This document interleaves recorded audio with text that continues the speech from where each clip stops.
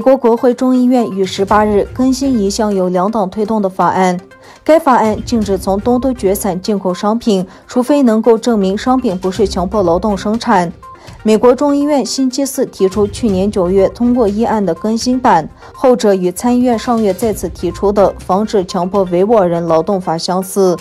议案授权美国总统在对东突厥散、对维吾尔和其他穆斯林民众强制劳役的任何人实施制裁，要求被列入名单的美国公司公布与有关中国公司和实体接触的财务状况。这个条款没有包含在参议院重提的议案中。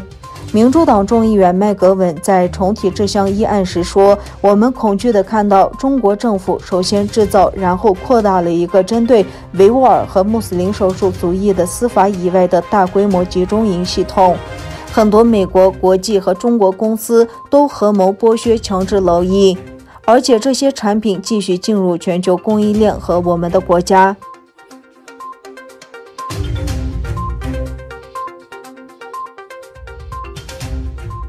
土耳其未来党副主席乌兹达格表示，该党青年组织共收集了10420个签名，以防止中土引渡协议在土耳其议会中获得通过。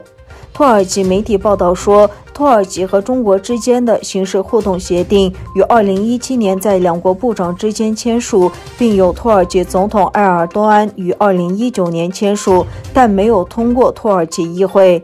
未来党青年组织于1月13日在土耳其可尼亚省组织了一次签名活动，以防止引渡协议获得土耳其议会的批准。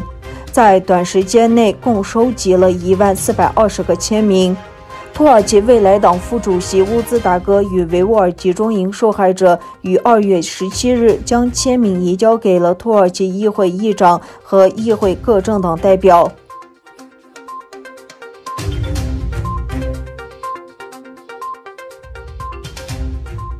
连日来，缅甸支持民主的抗议者几乎每天聚集在中国驻仰广大使馆大门外，表达对中国政府的抗议。这些抗议者高举用英文书写的标语牌，谴责他们所指称中国支持了本月初的缅甸军人政变行为。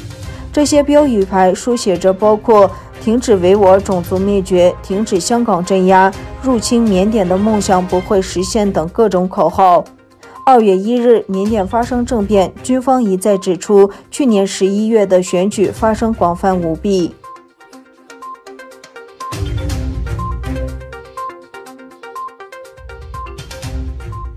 2艘中国海岸警卫队船只进入东海有争议的尖阁诸岛附近的日本领海。根据日本西南部冲绳县那霸市第11区海岸警卫队总部的说法，中国船只侵犯了国家领海。在当地时间凌晨4点50分侵入有争议的尖阁诸岛附近海域的船只，靠近在八库岛周围钓鱼的日本渔船。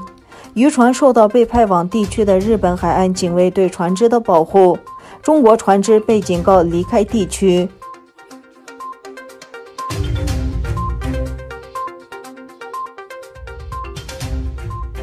在美国，右翼组织誓言守护者小组中有6人被指控策划国会袭击行动。